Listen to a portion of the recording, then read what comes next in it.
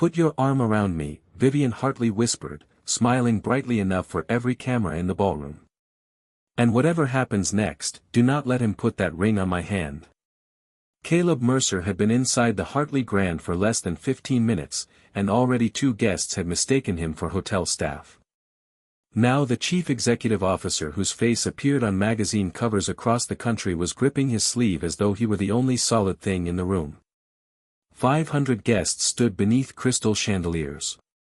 A jazz quartet had stopped playing. On the stage, Preston Vale held an open velvet box beside a white grand piano. The diamond inside looked large enough to have its own security detail. Caleb's 9-year-old daughter, Nora, stood 2 steps behind him, clutching the century-old walnut music box they had brought for the Hartley Foundation auction. "Dad," she whispered, "are we in trouble?" Caleb looked at Vivian. Her smile had not moved. Her breathing had. "How long?" he asked quietly. 1 minute.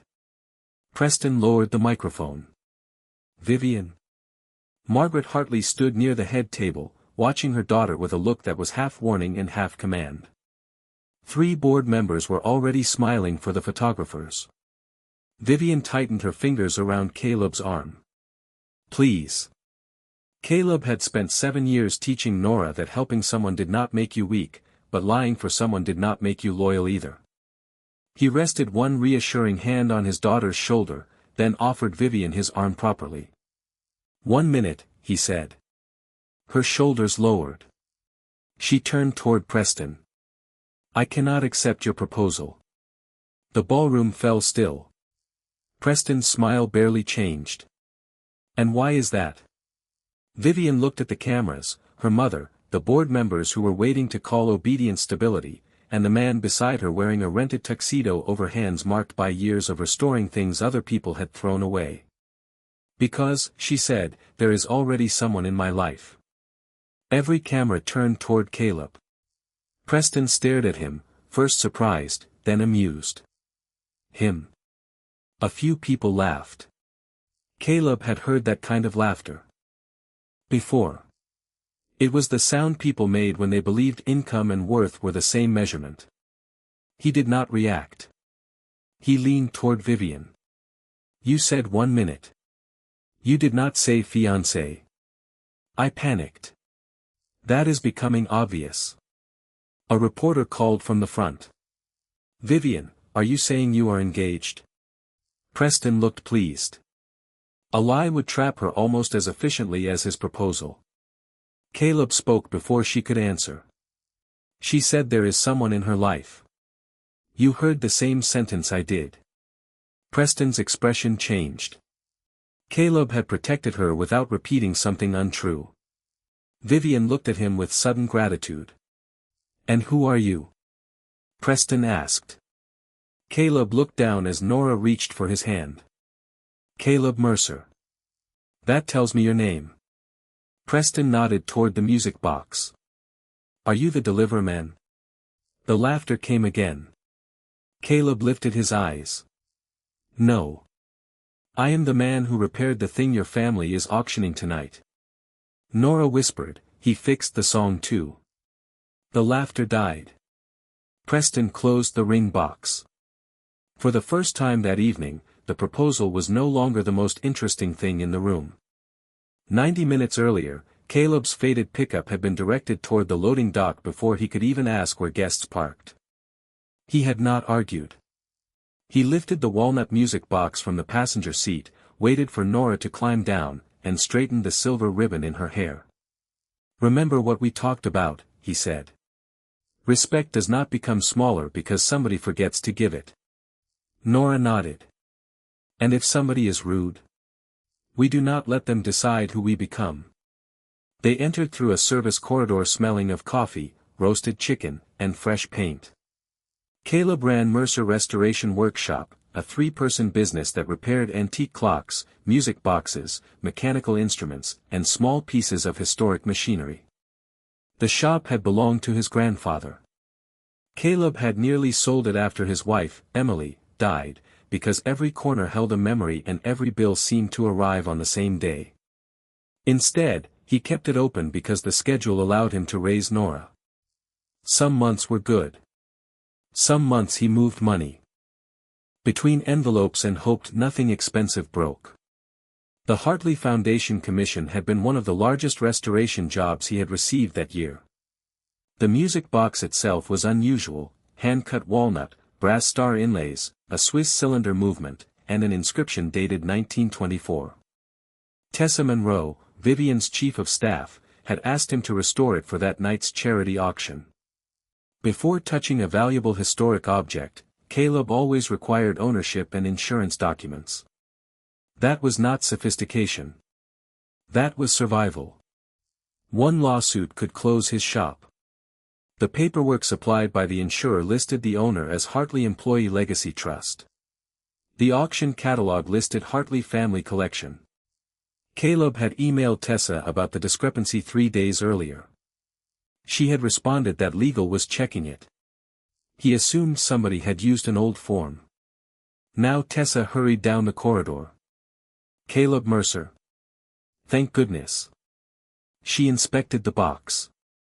It looks incredible. Nora smiled. Dad had to make one gear by hand. Nora, Caleb said. What? You did. Tessa laughed. As they approached the ballroom, a man in a navy suit dropped a sealed envelope beside Caleb's shoe. The words "Confidential Voting Authority" were visible across the front. Caleb picked it up by one corner and handed it back without opening it. You dropped this. The man snatched it from him. You did not read it. It had your name on it. From the balcony above, Vivian had seen the entire exchange. A few minutes later, Caleb delivered the music box to the auction table. The first notes played softly beneath the lights. Nora watched wealthy guests walk past without listening.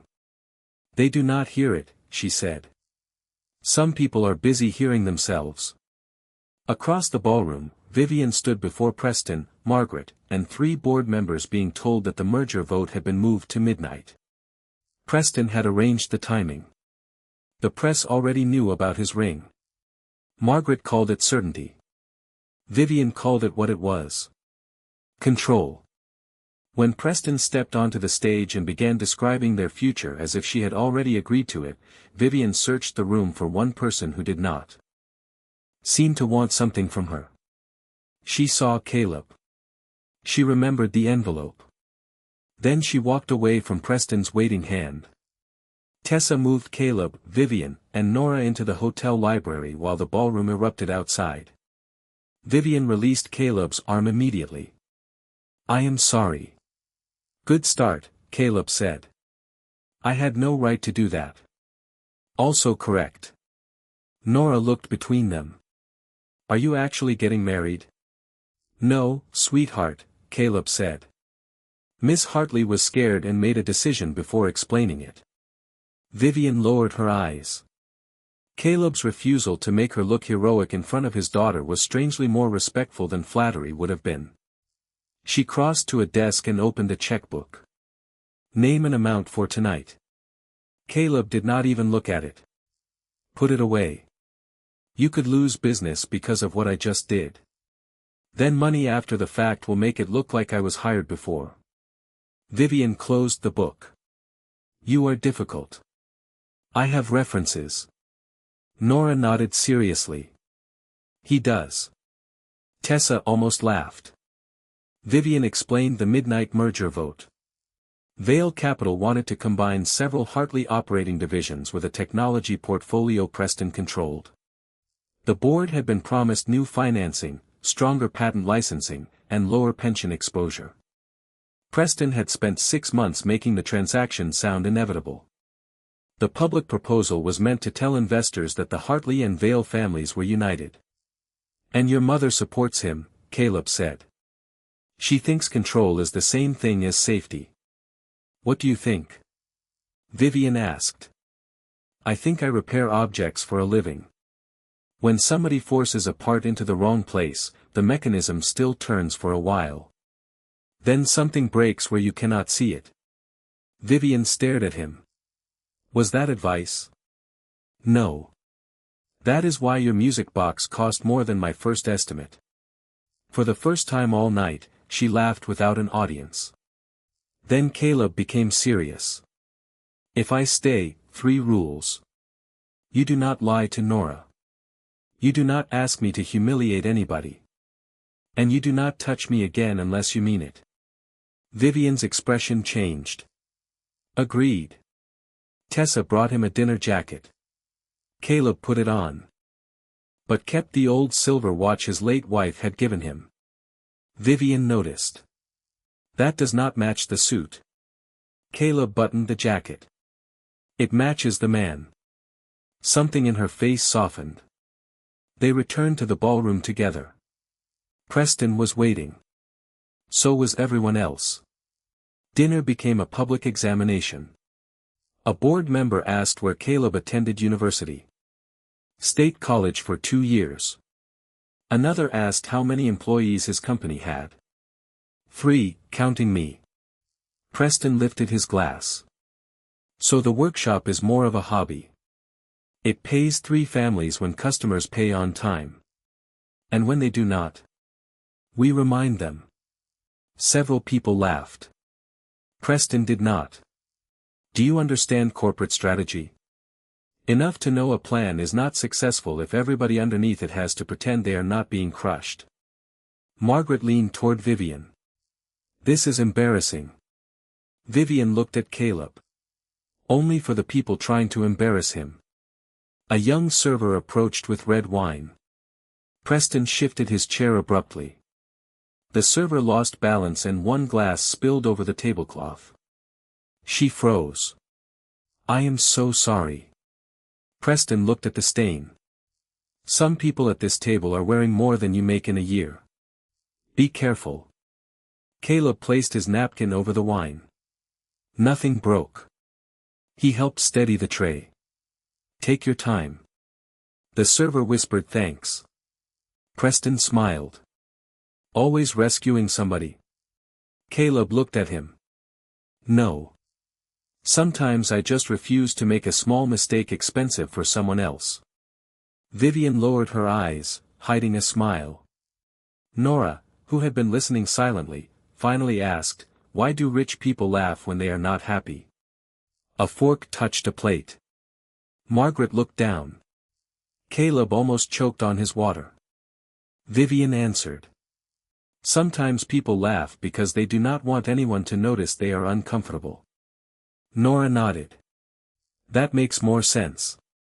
Later, when the orchestra began, Vivian offered Caleb her hand. Dance with me. He looked at it. Do you mean it? She remembered his rule. Yes. He took her hand. Caleb danced carefully rather than well. Vivian did not correct him. Halfway through the song, he felt her fingers tremble. You are still afraid. Everybody in this room needs something from me. Caleb glanced toward Nora, who was showing Tessa how the music box winding key worked. Not everybody. Vivian stopped watching the room. For several seconds she looked only at him. The performance became dangerous then, not because the guests believed it, but because Vivian began to wish part of it were true. The music box was scheduled as the final auction lot before the board recessed for the midnight vote. The auctioneer described it as a treasured Hartley family heirloom donated by the Hartley estate. Caleb looked toward Tessa. That is not what the insurance certificate says. Tessa remembered his email. Legal told me the ownership description was an administrative issue. Maybe it is. You do not sound convinced. I do not like selling things when I am not sure the seller owns them. Preston overheard. It is a music box, Mr. Mercer, not the Louisiana Purchase. Caleb kept his voice even. Then proving ownership should be easy. Preston smiled. The Hartleys have had it for generations. Nora leaned close to Caleb. But you said the paper said something else. It did. Vivian approached. What paper? Caleb explained. The insurer had issued the restoration rider to Hartley Employee Legacy Trust, not the Hartley family or foundation. Leonard Shaw, Hartley's chief financial officer, heard the conversation and frowned. That trust still exists. Margaret answered before anyone else. Of course it does. It was created by my grandfather for employee benefits. Leonard looked at the auction catalog. Then why is trust property being auctioned by the foundation? Preston sighed. Because historical assets were transferred years ago. Do you have the transfer? Caleb asked. Preston stared at him. Why would a furniture repairman need to see it? I do not. The auction house does. Tessa checked the digital lot file. No transfer document appeared. Instead, she found a provenance report dated 7 years earlier. The report listed the music box under an asset identifier beginning HLT. Leonard's face changed. Hartley Employee Legacy Trust. Vivian looked at him. Is that important? Potentially. The trust does not only hold antiques. Preston stepped between them. Leonard. But the chief financial officer continued. The founder transferred several early patents and licensing interests into the trust decades ago. Their royalties help support long-term employee pension obligations. Vivian's attention sharpened. The merger includes patent licensing rights. Leonard nodded slowly. Preston interrupted. Modern patents. Not century-old memorabilia.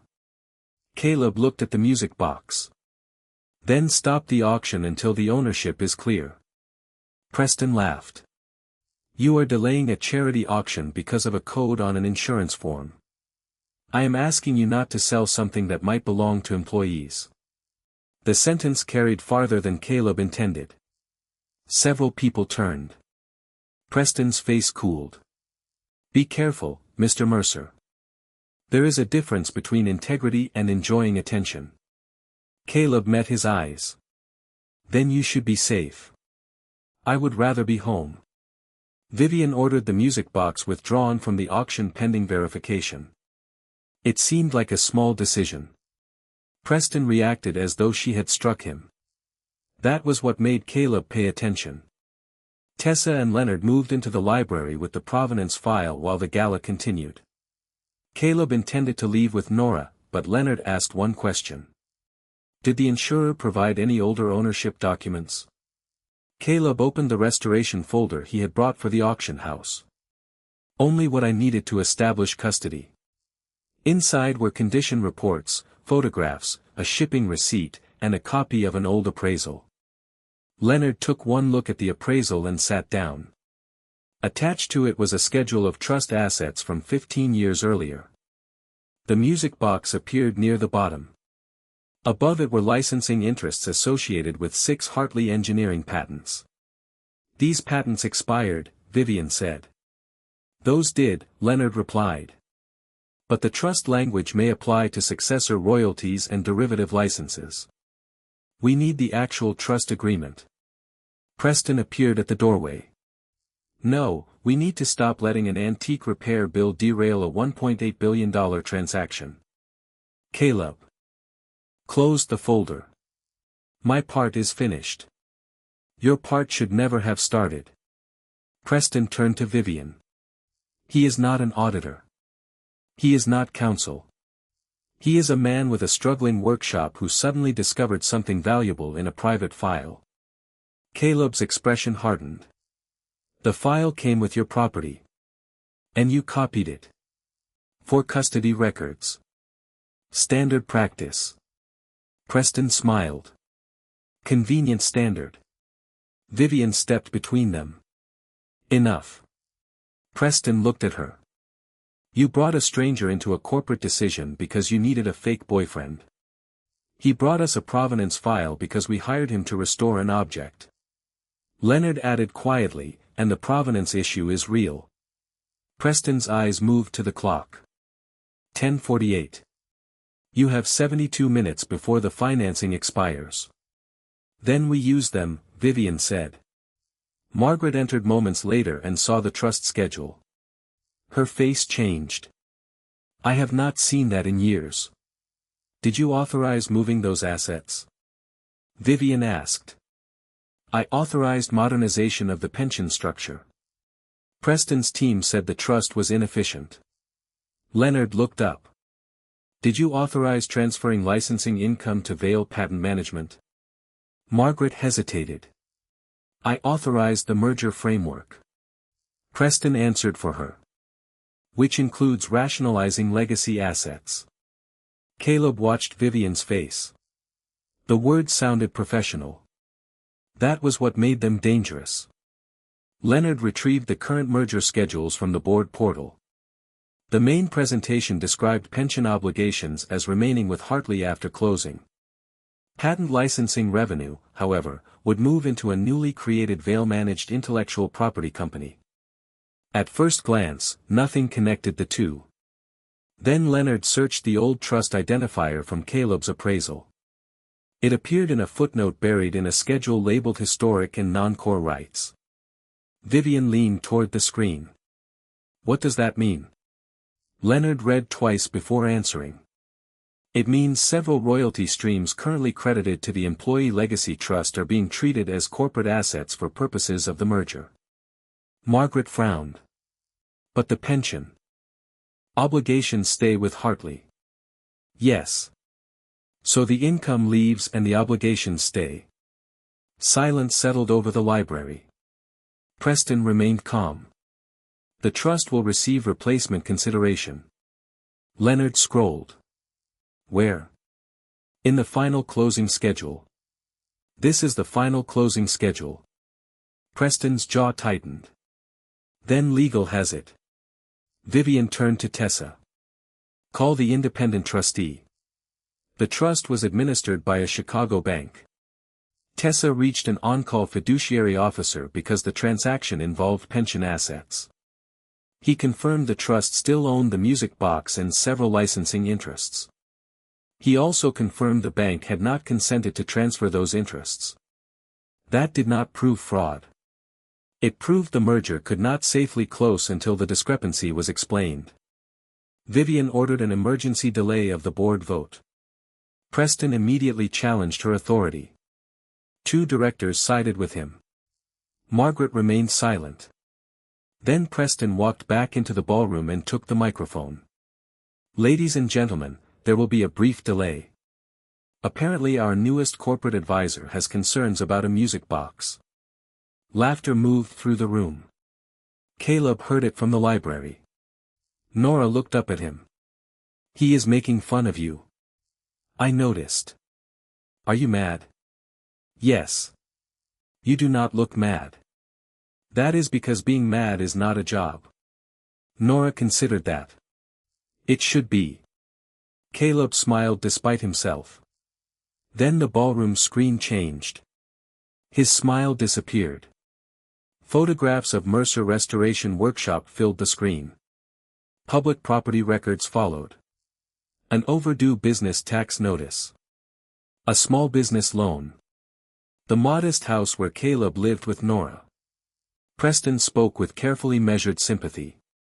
Since Mr. Mercer has become central to tonight's corporate discussion, transparency seems appropriate. His workshop carries significant debt.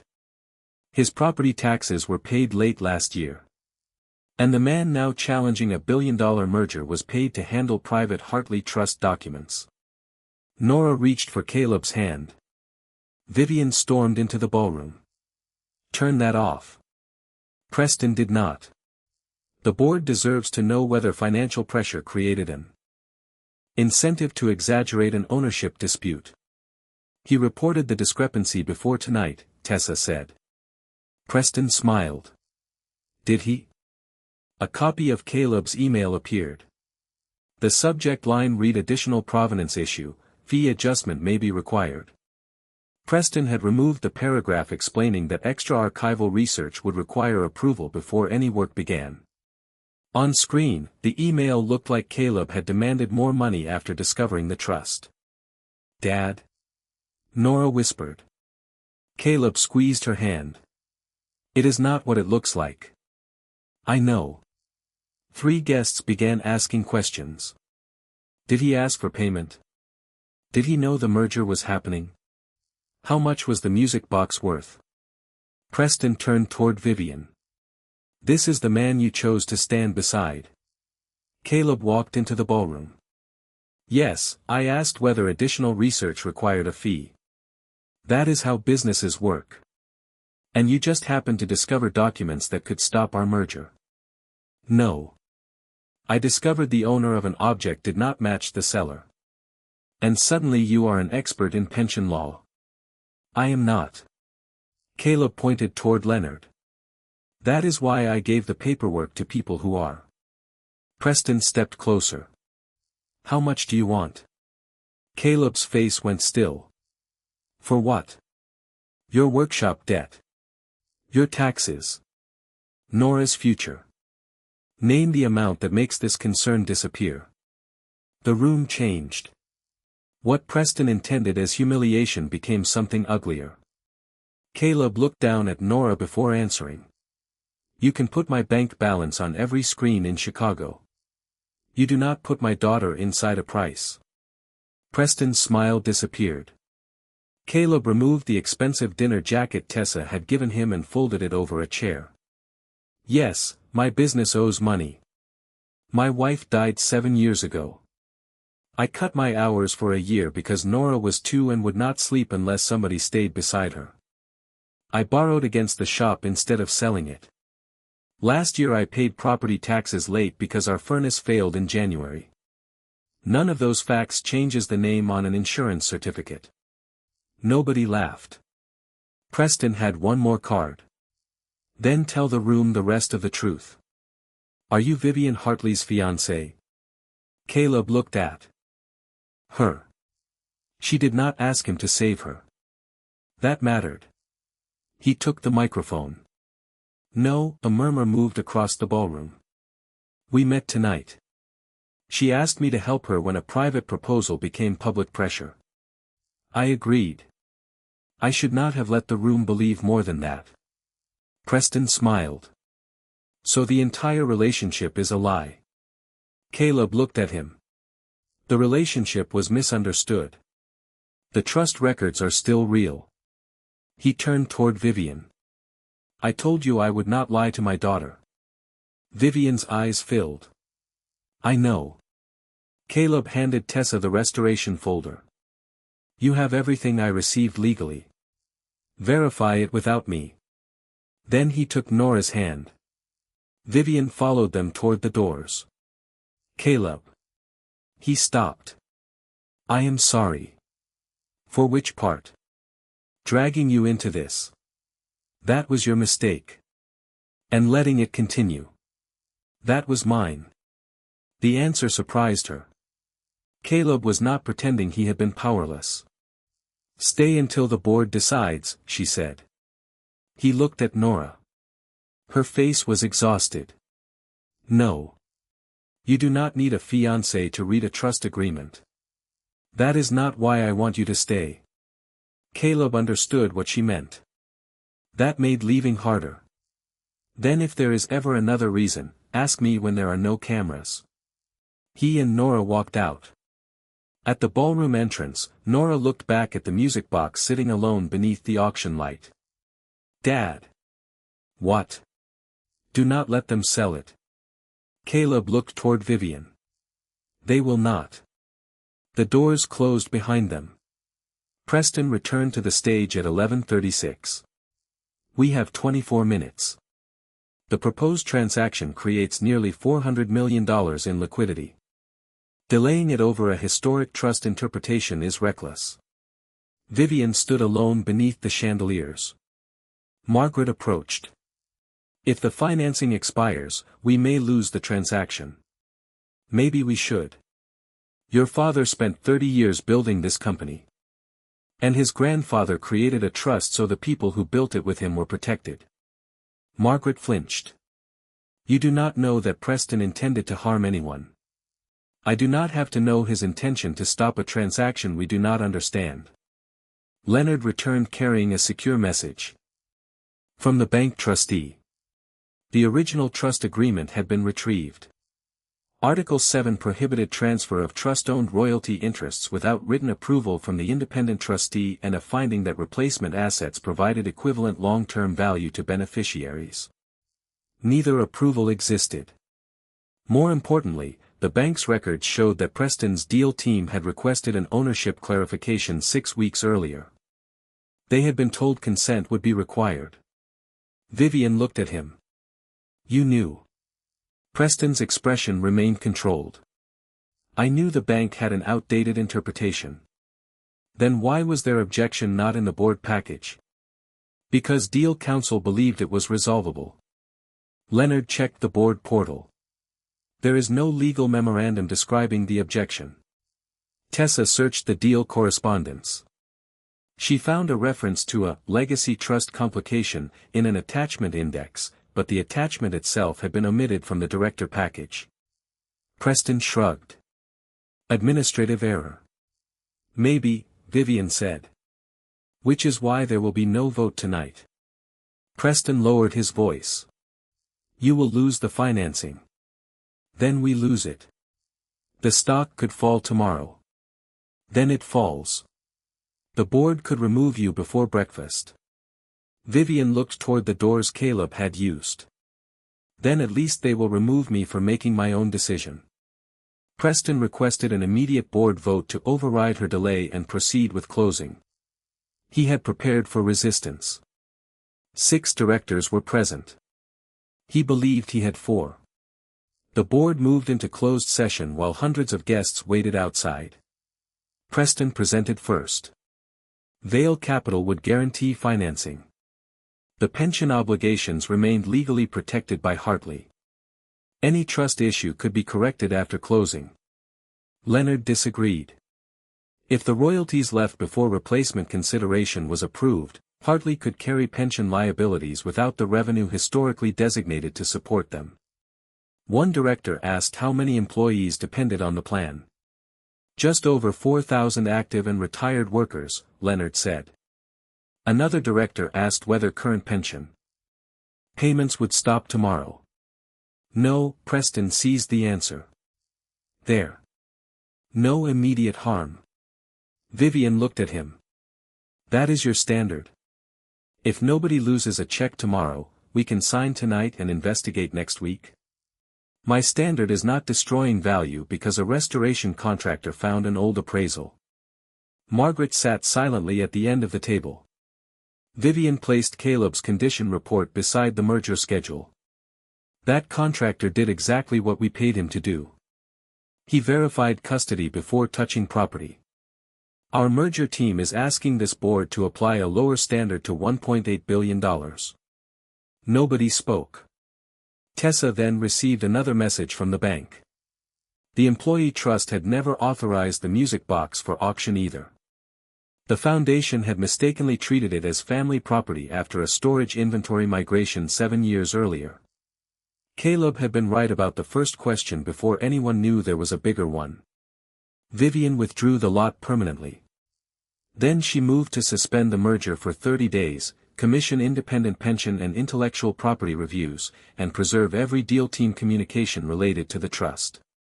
Preston countered with a motion to remove Vivian as chief executive for misleading the public through a fabricated engagement and jeopardizing company financing. Vivian did not defend the lie. "I made a frightened decision tonight. I used Caleb Mercer as a shield because I did not want to stand in front of those cameras and say no alone. That was unfair to him and to his daughter." Margaret looked at her. Vivian continued. "But being wrong about Caleb does not make Preston right about this merger. Vote on my job after you protect the people whose retirement income is being moved around in a footnote."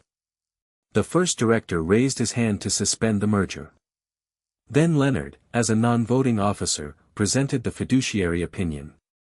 A second director raised her hand. The third hesitated. Preston looked toward Margaret. "You know what happens if this falls apart." Margaret stared at the trust agreement created by her grandfather. Then she raised her hand. "I know what happens if we sign something we were too afraid to read." The suspension passed. Preston's motion to remove Vivian failed by 1 vote. No security officers dragged Preston from the room. No one applauded. Outside counsel simply informed him that his transaction access was frozen pending review and that the company would preserve all communications.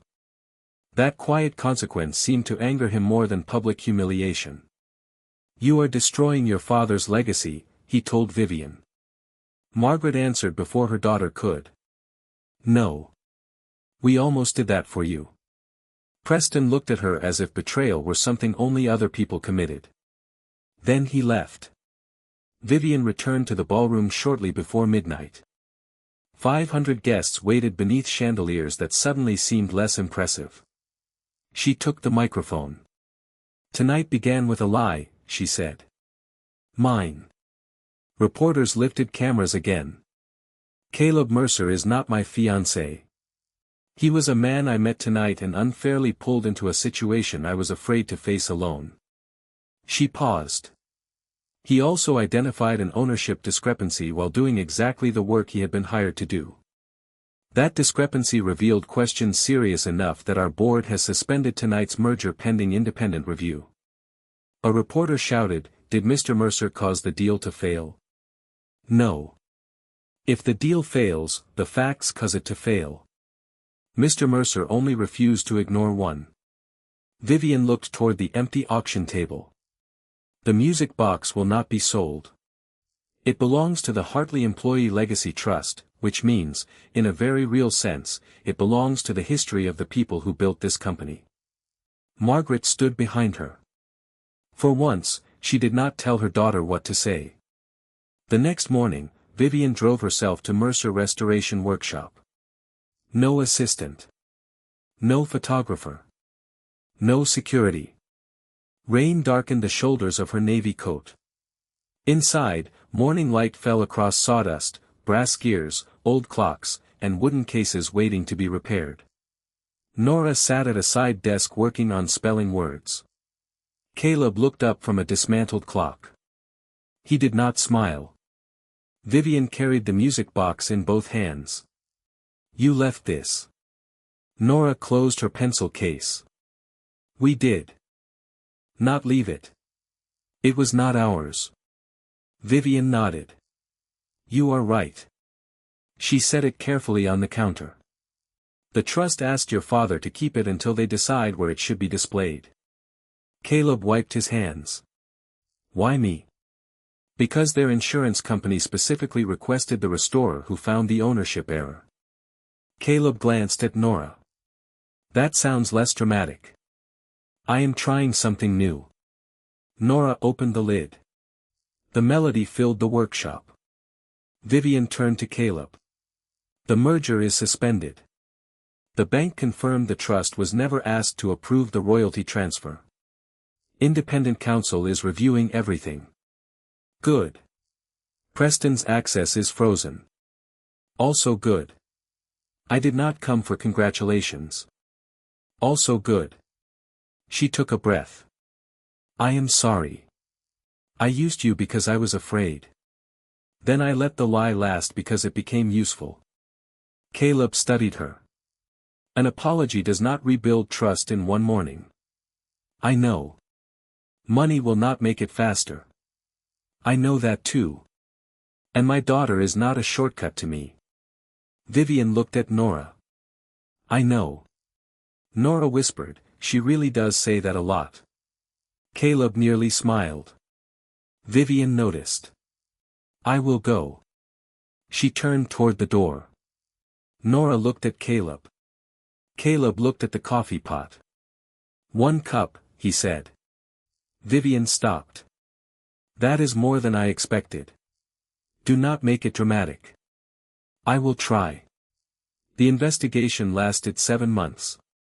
It found no evidence that retirees were about to lose their pensions overnight, but it found something more important: the merger structure would have transferred valuable royalty streams away from the Employee Legacy Trust while leaving most long-term obligations with Hartley. Vale's deal team had known trustee consent was unresolved and had treated the issue as something to fix after closing. Several directors admitted they had never read the schedule where the trust identifier appeared. Hartley cancelled the merger. Preston resigned from all company advisory roles before the final report was published. Margaret stepped down as board chair, saying that years of protecting the company had taught her to fear uncertainty more than bad decisions. Vivian changed the rules. Trust assets. Required independent fiduciary review. Employee benefit changes had to be summarized in plain English for directors. Late merger schedules could not be added without restarting a formal review period. The music box was never auctioned.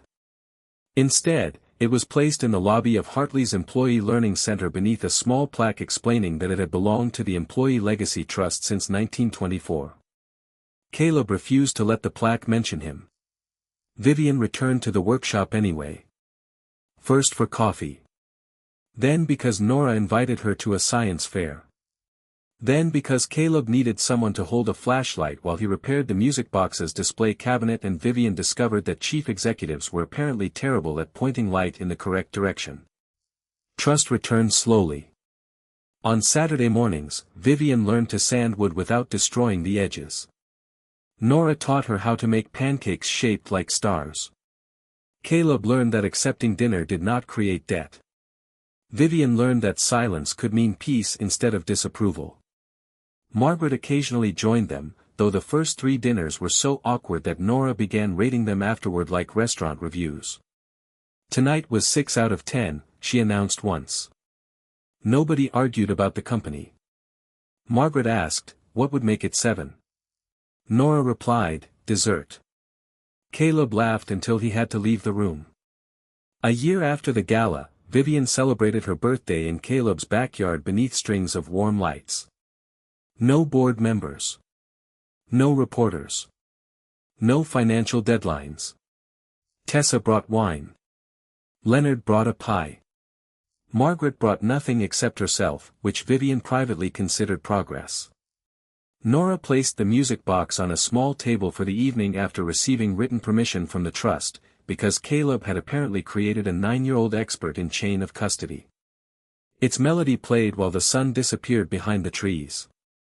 Later, after everyone else had gone inside for cake, Caleb and Vivian remained near the porch. 1 year, Vivian said. You survived. Barely. Your coffee orders are complicated. She smiled. Do you remember what I said when I first grabbed your arm? Unfortunately. Whatever happens next, do not let go. Caleb looked at her. I remember. You did let go. You needed me to. Vivian nodded. I know. That was the difference a year had made. She no longer confused staying with love or leaving with abandonment. Nora opened the back door. Dad, are you doing it or not? Caleb closed his eyes. Vivian looked between them. Doing what? Nothing, Caleb said. Nora stared at him. You have been carrying the box for 3 hours. Nora. I am going inside now. She disappeared and immediately pressed her face against the window. Vivian started laughing. Caleb reached into his pocket. This was supposed to be subtle.